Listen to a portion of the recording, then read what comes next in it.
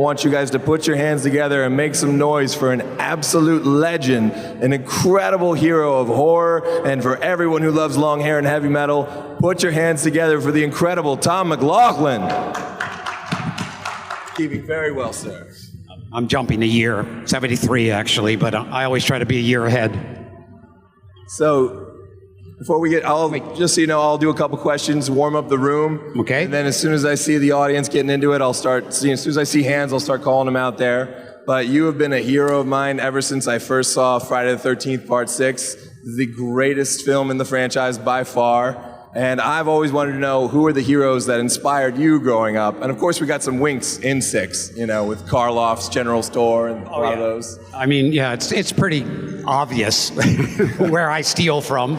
And that used to be something that you're not supposed to say. But when I heard Martin Scorsese and Quentin Tarantino go, oh yeah, no, I stole that from this movie and stole that, I went, you know, it's okay to acknowledge. But I also wanted to definitely tell people, like with Karloff's, or Cunningham Road or Carpenter Road, that it's all, you know, going, the tradition, you know, that Karloff and those guys were in the beginning, and then obviously, you know, going into Carpenter's movies, which was a big influence as well.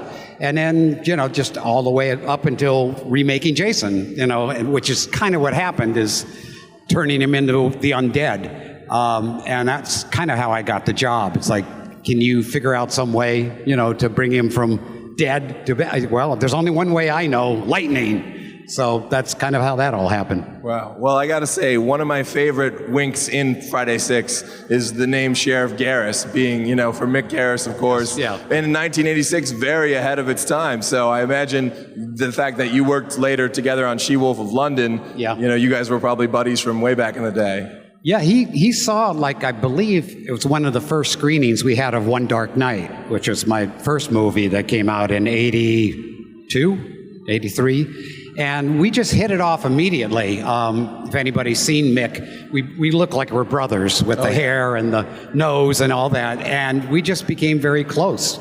And at that time, you know, he had not directed a movie yet, but I had. And then little by little, he got more and more things, and then things he'd get on, you know, he would bring me aboard, like what was that called? Well, we did the She-Wolf thing, but we also did the Others.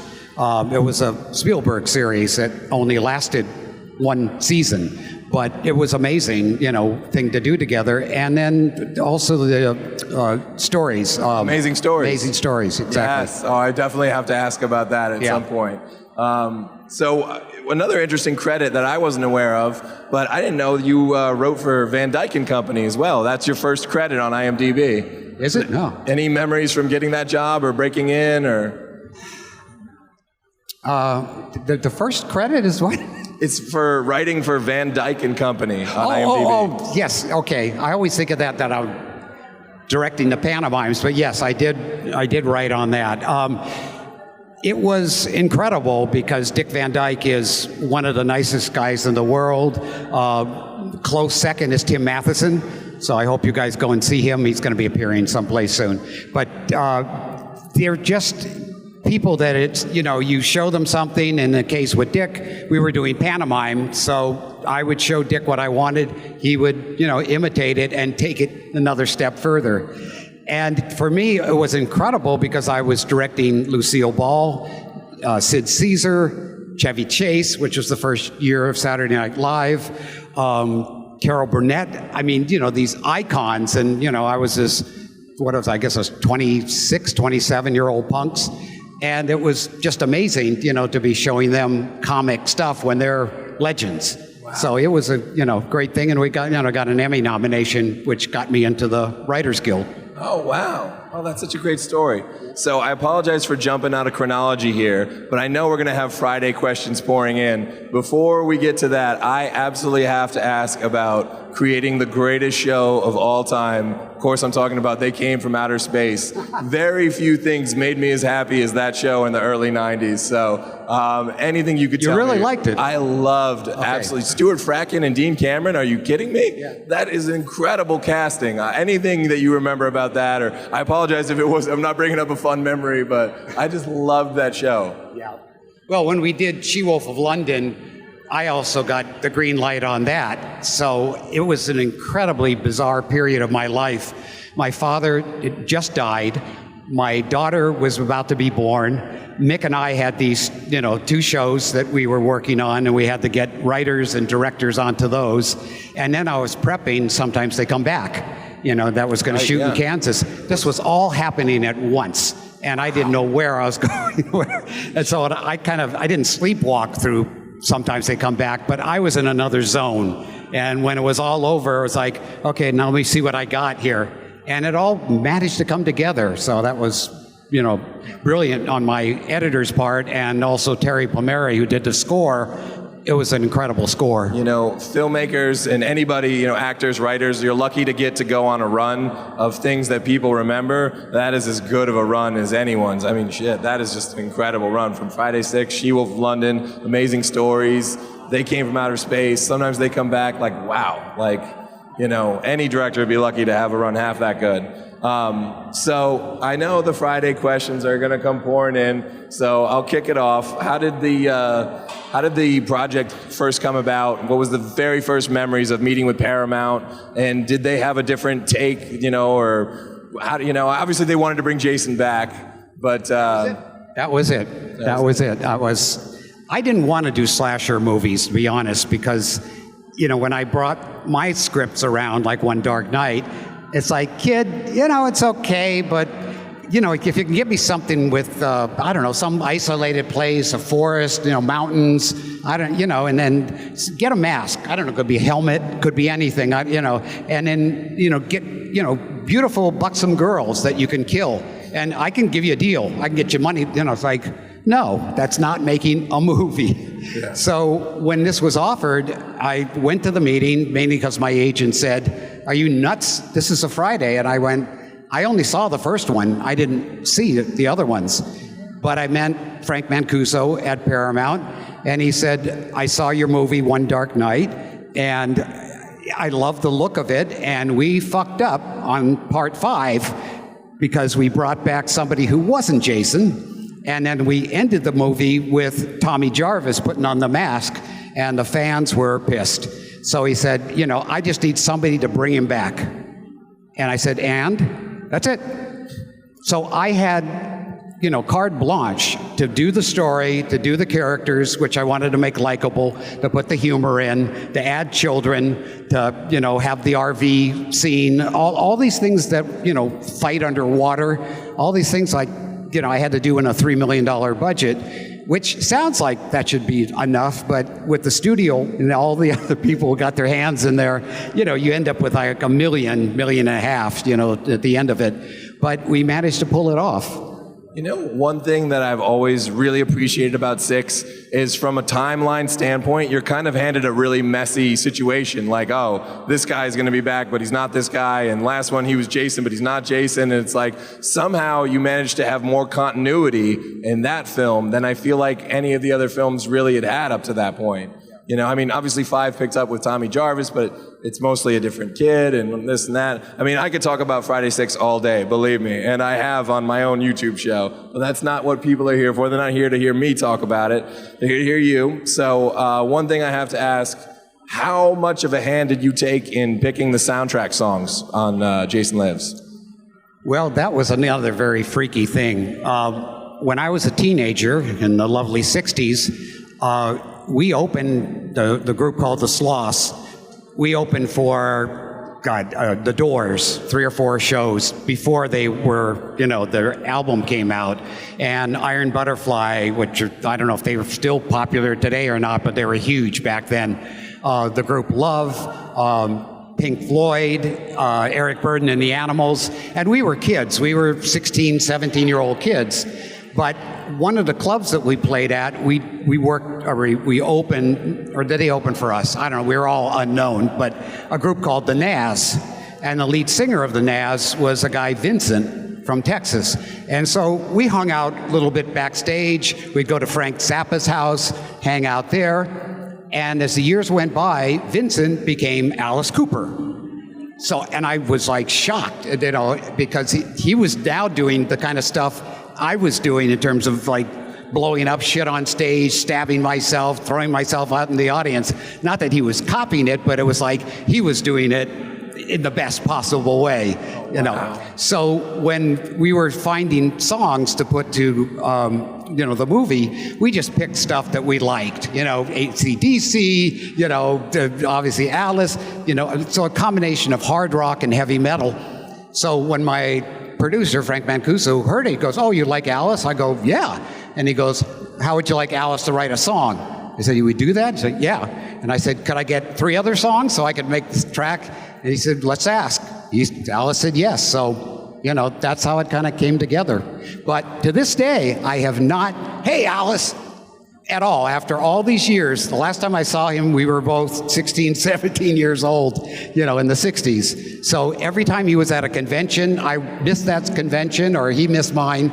So it's, you know, I'm still waiting for that, you know, that pick, you know, that CJ just got to see him. I was very jealous. Oh, man, that's crazy. Well, that brings us to a certain point. Because I could ask about 1,000 questions about Friday 6, I do want to do a little word association if I can. I'll say the name of someone and you just say the first thing that comes to mind, or if you want to go on a story detour, by all means. But, okay. So, Tom Matthews. Tom Matthews. Pussy. Darcy DeMoss. More pussy. No, Tom, I didn't know he had done Return of the Living Dead. And so he just came in, and for me, he was charming, he was good looking. You know, there was something about him that I thought, I think he could really be great in the role, you know, just instinct. The same thing when, you know, Megan, when she came in, and I could see the two of them doing that comedy back and forth. Darcy was interesting, you know, she tells the story really well because she got hired to do part 5. And so she didn't think, you know, I was going to take her. And then, of course, when we shot the scene, she goes, "Do I have to do it nude?" And I said, "No, it's just topless." She goes, "You want?" I said, "If you are uncomfortable, we won't. I think the comedy's going to be better if you don't." She goes, thank you. I don't want to get that reputation." I agree. So I was sort of ahead of the times. You were so ahead of your times, and I did not know that detail about that story. I just thought it was a choice from the get-go. Like, this one, we don't need nudity. Who needs it? You know, but that's even cooler. That's like, man, fucking props, sir. That is outstanding. So going down the list some more, CJ Graham. CJ is probably one of the guys that I've idolized now in terms of how he does these conventions, how he, you know, I mean, he went from Us, I think he did one other movie where he was like a cop or something, and then he went into the casino business, hugely successful, you know, running casinos, and then came back into this. So there's like a really smart businessman, and as Jason, he was, you know, military, and that was more the look I wanted, that Terminator, you know, way of moving and acting. So he was just absolutely incredibly perfect. I was shocked they didn't use him on the next one. Wow. But John Buechler already had a relationship with Kane Hodder. So, you know, once Kane got in there, he stayed, you know, for a number of years. Wow. So again, I'll just do one more on the word association. David Kagan. David Kagan, I wish I would see more of him. He doesn't seem to do these conventions for some reason. But yeah, he was an acting teacher. So he came in and, you know, I gave him the direction and he kind of figured out how, as an acting coach, he would, you know, direct this and, you know, in his head for the character, and he was great. So I didn't really have to talk to him much about anything, except some of the comedy timing and stuff to make sure, you know, that worked. But the father-daughter relationship was spot on, you know. Yeah. You know, that I was just really pleased with him. Again, another actor that I started following after I saw Friday 6 when I was a kid. So obviously, I have to ask about the James Bond opening, because that just won 10-year-old me over instantaneously. I was like, I love this. It wasn't the first Friday I had seen, but it was the first one where I was like, I absolutely love this. Yeah. Well, it's about 3 different things. One, Dr. No was the first movie my father took me to see. So we had this father-son bonding over James Bond. And then I was consistent right down to bringing my kids to James Bond. So my son out there also is a huge James Bond fan. And of course, we're Sean Connery guys. And so I wanted to have that, because that to me was very personal, but also it was a franchise, and the only thing that was more franchise than any of them at that time was the James Bond thing. So I thought, what if Jason did that same thing? And it would also kind of set the tone for the movie. It's like, okay, this is not going to be a slasher movie if you're going to have him walk through like James Bond and slice. So, once the audience laughed, it's like, okay, it's fine to laugh at this. We're going to sort of, poke fun at the very things that we're doing. Yeah. And then even break the fourth wall with some folks have a strange idea of entertainment. So it always sort of enjoying the genre at the same time making one. Oh, it was a brilliant, brilliant choice. And I know I've heard you talk about Kevin Williamson becoming a big fan, and you can really see that influence in Scream and a lot of horror movies later. The self-referential, self-aware, that was like way ahead of its time. That was ahead of its time in the 90s when people were doing it, and you were doing it in the 80s. I got a story on that if you want to hear that one. Oh, please do, yes. In the 90s, I was looking for work. I was doing a lot of TV. My agent sent me a bunch of scripts. He said, there's one I think you're really going to love. It's called Scary Movie.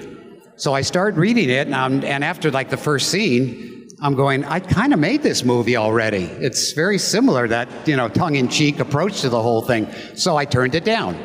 After about 2-3 months of just shitty scripts, I, said to my agent, where's Scary Movie? What's going on? He goes, Wes Craven just said yes to it. I go, all right, he'll do a great job. So I thought, there go. I'd probably live in a mansion today, but it was, I didn't want to repeat. So I didn't. Then cut to 10 years later, I go in to meet Kevin Williamson for some other project, and he said, I gotta confess to you, your Friday the 13th had so much effect on me writing Scream, and I said, I read it as Scary Movie. I said, I turned it down. He goes, I can't believe you turned it down. I said, because I didn't want to repeat, but yours is different, but it still was the same tonal quality. So, it's very ironic. Gosh, wow, that is an incredible story, though. So one last one about Friday 6. Were there any difficulties working with the MPAA? Say it again. Any difficulties working with the MPAA? We had 9 screenings with the MPAA, and I refused to cut whole sequences out. We just kept kind of what we call frame fucking. Take a frame here, frame there. Yeah, we changed it, send it back in. Nope. So 9 times we had to go through that. But the one they picked on more than anything else doesn't have one drop of blood. It's the back bend of the sheriff. Oh. And that they found just too uncomfortable, and the accumulative effect, once you got to that, they just said it was too much. So we cut, just again, little parts of the 2 cuts, and then, okay, you're fine. So, silly. Wow. Well, other than needing to know where the Jason's father storyline would have gone, you're making all my childhood dreams come true right here. So another thing I have to ask about is doing work on Freddy's Nightmares. What did I do? I did, I guess, the third one, Freddy's Nightmare. It's a Miserable Life, they called it. And the Freddy's Nightmares, if you guys have seen those, they're like half-hour episodes that are also kind of joined. So you could see it as one episode, and then see the second one, and they could be separate, but they intended to have like one character kind of be a through line or something. So Tobe Hooper did one, Mick Garris did one. It had a lot of really good directors. And there's a very high mogul now in Hollywood that was, I don't know if I should mention his name or not, but he had written sort of a half a script. So I went into production with like the whole second half not scripted. So I improvised most of that, but again, we had that kind of freedom, which was wonderful. Well, interestingly, I think I've read that you were offered a Nightmare film as well, but Bob Shaye didn't offer the same freedom that like a Frank Mancuso offered. Is that correct? Yeah, well, Bob, he really didn't want to make these, but I guess the idea of making them like 2 episodes, then they could, do like a longer, they have a longer run once they go into reruns and stuff, because they could just break it into half hours. But that never happened, so. Wow. Another one that I really wish I would have gotten to see. But of course, you also did Friday the 13th, the series. Was that about comparable to the amount of freedom you had on Freddy's Nightmares? Yes, all the directors. Frank basically kind of turned it over to us. I wrote 2 of those scripts. I was also story editor. You know, had a little office at Paramount. It was very nice. But it was one of those shows where, you know, they kept changing the time slot for it because they would get complaints that it was too intense. And finally, you know, it was on, you know, Armenian television at 3 in the morning or something. You know, where in Europe it actually played, you know, decent hours and things. So it never really got, you know, a great shot. But it did go 3 seasons, which was pretty good. Absolutely. You know, definitely. I loved it as a kid growing up. So I'm hogging this because I absolutely love this man. I want to let the audience get a chance to get in there. Don't be shy, guys. There's only a few of us here. Anyone want to ask a question? There we go. Got one over here.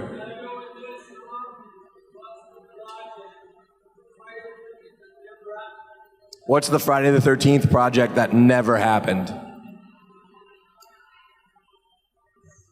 I was asked right after the movie came out and Frank saw the reaction that the audience had and that we actually got some good reviews because we were being funny. And he said, what do you want to do next? I said, I have no clue. I am dry. Everything I could think of, I put into that. And he said, how about Jason Meets Freddy? And I said, you like what? Jason Meets Freddy. Oh, okay. I said, how are you going to do that? You know, Freddy's at New Line. This is Paramount. He goes, I'm working on it. I go, well, let me think about that because Freddy exists in a dream realm. Jason obviously is, you know, blood and guts here. And he came back a week later and he said, they won't do it. We can't make a deal. And I go, okay. And he said, any other ideas? And I said, well, you guys have Cheech and Chong. What about Cheech and Chong meet Jason? And he goes, that's funny. That's funny. But I don't think it's the same audience. I go, sure it is. Same, you know, everybody smokes dope, or gets drunk, stoned, whatever, that audience would come. And he goes, so no, that didn't happen. Wow. I didn't have another idea until 5 years ago. Finally, I thought, wait a minute, this would be great, except they were in the battle for the rights. But I went ahead and wrote the script, and it's going to be going to Sean Cunningham next week. I don't know if there's a snowball chance in hell, because since they broke all this stuff up, where Victor Miller has a TV show that they're going to do Jason, not Jason, but young Jason and his mother. Eventually, they may get to the adult Jason, but Sean has the adult Jason. You know, Victor has the young Jason and the mother. So I don't know how that's going to work, but there's a lot of very high-end lawyers and studios and stuff. Everybody's going like this. So, you know, I don't know what's going to happen. I've been told repeatedly, give it up. You're never going to have a shot at this. But I refuse to give it up. I feel very strongly about this script. It's actually a sequel to mine, except 13 years later. And it's in the winter. So when Jason comes up, he's coming up through ice. Crystal Lake is frozen over. You know, things we've never seen before. And it's a total female cast, except Jason. And they're kick-ass Catholic girls, you know, badass. So it's much more fun, I think. Wow. But it has everything that the fans have told me for all these years that they love. Yes. So I don't know. You know, I'm hoping I can get it through. This literally has everything the fans want. And I'm almost like worried now, in case now that I know that's out there, if it doesn't happen, I'll be like, no! It'll break my heart. Well, if you go on, or if you have the Scream Factory box set, I talk about it, and my wonderful illustrator down here, Walter, has done some concept scripts and some storyboards, and it's in that DVD on the Friday the 13th. You'll get a better vision of it, because he did an amazing job, you know, showing some of the kills and bits and pieces of it, you know, because I wanted everybody to see it, you know, what I was going for. And, you know, again, you had to just wait it out for this rights issue. Oh, amazing. Do we have any other questions out there in the audience? Got right here.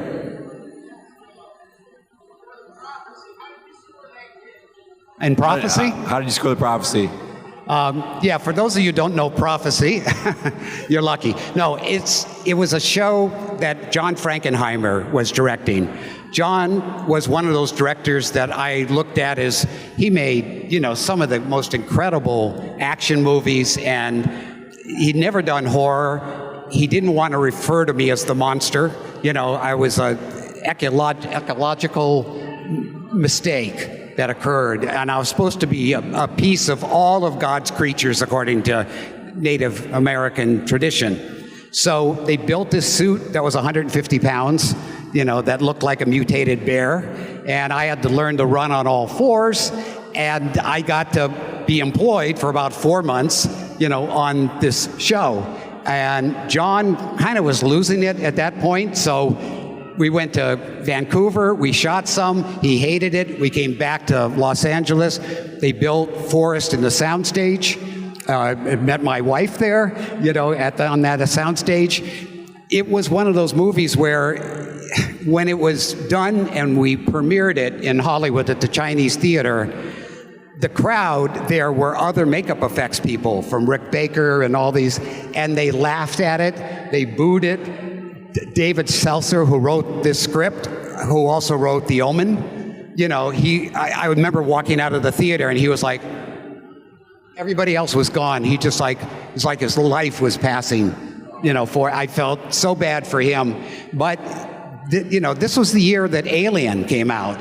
You can't go up against Alien. We came out the weekend after Aliens 2.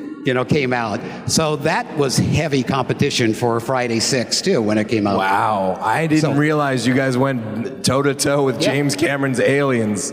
Holy shit. I mean, and I tell people, look, if I saw Aliens and Friday's coming, and I think it's going to be Tommy Jarvis and not Jason, I'm going to say to my friends, you got to go see Aliens, let's go, So I would have been one of those fuckheads that did just that.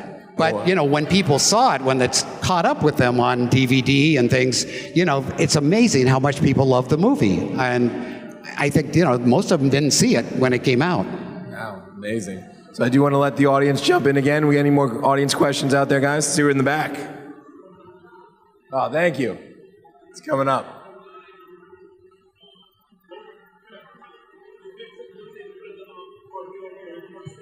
Still can't hear you, sorry. How many did took one take with the RV on one thing flip over? Oh, how many takes did it do for the RV to flip over? One, my man. Wow. One on the last night. And we had a stuntman from Georgia. He was a good boy. He showed up in an Evel Knievel jumpsuit on the night. And I'm going, we're in trouble. Because I know he's going to hit that accelerator. We got one take. We put steel all through the RV so it wouldn't collapse, when he hit that ramp and hit the ground. And I was on my knees when we were doing it. We had 8 cameras on it, and I was going, please don't have this guy die, please, please. And, but son of a bitch, he hit it, and it hit, and, it came out great. And then the sun's coming up, so it's like, CJ, get inside the RV. We got to get the shot of you standing on it. And just as the sun was peeking up, we got that shot. So it all, by a miracle, it all worked. It does give it a little extra magical vibe, just a little bit of brightness coming up in the background. I've always loved that. Any other audience questions out there, guys? Room gets quiet. Say that again. Oh, he loves the caretaker in the cemetery. Any stories there? Not any stories other than, casting him, he was perfect. We did, because there was the scene with Jason's father that we had to cut out. I think that it's, I don't even know which of the addition, what are they called? Addition, what are they called? Addition, there's a name for it, I can't think of the name of it. Supplementary. Things in one of the Fridays, they actually took the storyboards that we did, got that actor back to do the voice, of the caretaker, and then kind of showed what the scene was. And he was nice enough to do that, to actually kind of give us that visual and audio of what it could have looked like. Wow. Oh, how did you get Horseshack? How did you get Horseshack in the movie? That was one of those fuck yeah questions. The casting person said, "What do you think of, Ron Palillo?" I said, "Who's that?" Horseshack. "Fuck yeah, that would be great." And what I didn't know was, obviously he was in Welcome Back, Kotter, but Tom Fridley, who played Court, he's the nephew of, John Travolta. So we had, two things from Welcome Back, Kotter, two elements in our show. Yeah. Oh, that's another one. Yeah, we had Tom Fridley. I think you were there at PA HorrorCon. At PA HorrorCon together, and I remember you mentioning that you had pitched a movie that was the Beatles meet Elvis in like your TV movie days in the 90s. Do you remember this? So any stories you could talk about from that, pitching that movie? Say it again, Dave. That when you pitched a movie, a TV movie about the Beatles meeting Elvis? Oh, yes. Well, it's still sitting there, me and Stephen Banks, who we wrote this thing together, and we thought, well, since Elvis became such a big movie, no one knew how that was going to go, maybe it's time to drag it out, and see if we can get it someplace, because what happened is they did some sort of documentary with the Beatles on ABC, and it didn't do well. Yeah. So they thought, this generation doesn't care. And then they did something on Elvis, same thing. So it was sort of like, well, boys, we don't have an audience that's going to like that. And I go, there's so many people that love both, but they just, hesitated. And the producer had done all 4 of the Beatles movies, and he had produced 3 Elvis movies. So he was a great person to have, to do it. Yeah. But they didn't care. It just wasn't immediate money. Oh, that's another one that I really hope gets made someday, because I would love to watch that movie. But I do want to let the audience jump back in, guys. Audience questions? Anyone out there? I know you get a little quiet. Okay, here we go. Oh, are they rebooting She-Wolf of London? Are they rebooting She-Wolf of London? Any chance of a reboot of that? Good question. I don't think so. I know they came out with a Blu-ray, version with all the episodes in there, and I think that was like, okay, that's what we're going to do with it. I still, to be honest, think they did not do the show we wanted to do, Mick and I. It was originally, we were going to do a TV series on American Werewolf in London, and we went to John Landis, and he goes, "Sure, I would love to see that. Go ahead." And I said, "Well, it's going to be with Universal. Polygram owns it." I go, "They do? Are you sure?" Because they offered it to us from Universal. No. Universal released it. So we went back and found out, yep, we couldn't do that. So we go through all the movie titles again, and I saw She-Wolf, and, obviously Werewolf of London. I said, let's do that. So, having kind of a romantic, but also a thriller, of a woman trying to get the werewolf out of her, and a, expert in the occult. And the first episode was close, but it didn't quite get there. And I think it was the second one that was about a bog man. Again, we were shooting in England. It all made sense. Then eventually they changed it to Love and Curses and brought it to Hollywood, and it just kind of, But there's a lot of people that still loved it, loved that couple, that they were great. They were really great, both of those actors. I always say that was a great time for television, the late 80s, early 90s, when Fox came out. There was all these new kinds of shows that you would have never gotten. They Came from Outer Space, or Herman's Head, or She-Wolf of London, or those kind of shows. They would have never been made by the main networks until Fox came in the game, That's right. X-Files was like kind of opened the door again. Once X-Files, once that came, then it was like, okay, we got an audience again. Oh, absolutely, 100%. So I've always wondered, how touched are you by all the Friday the 6th fan films? Because there's so many fan films that pay tribute to Friday 6th. There's not like a lot of Friday 7 or Friday 8, Friday 9, So how much is that like, how touched are you by that? To be honest, I love it. I think years from now, we're going to talk about this as a particular age of cinema that has never happened before, where the fans go, we want this movie, and we will give you $1 or $100, whatever it takes, and these fans are wannabe filmmakers, and they go, we'll make it. You know, give us the money, we will make it with whatever money we get, and then if we get more, we give it to charity. So everybody put money in, their names, you know, are on the films, and some of them obviously are much better than others. Of course. But I find out who did it, and I call them and compliment them and say that, you know, you did a great job with that. You know, it's like, oh, we had no money. I go, it's not about the money, it's about the ideas and the passion. And that's great. And then one of them, Vengeance, the first one that was a Vengeance movie, they asked if I could give them their permission to do Jason's father. And I said, yeah, I didn't do it. You go ahead, you know. And he goes, well, C.J. Graham's going to play his father. I said, wow, that's cool. Great. And then they said, you know, would you like to play the caretaker in the first scene? And I said, to play opposite CJ? I would love that.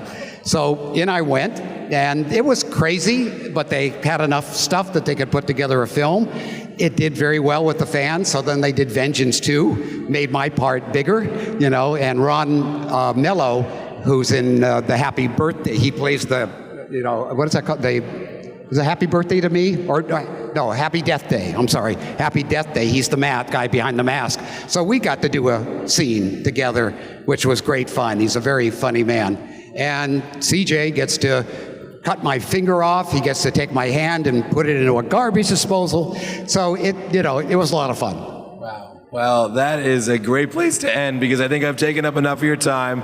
And everyone make some noise for this man, this legendary director. Thank you, guys. I hope you heard some of that. Be sure to stop by Tom's table, get pictures, get autographs. I know he's got 100 more stories to tell you guys. And make some noise one more time for Tom McLoughlin. Thank you. Feels like a rock concert. To open the show tonight, ladies and gentlemen, put your hands together. This is Ray Santiago, and you're watching Fandom Spotlight. Please watch, like, and subscribe, or else we'll find you and you'll die.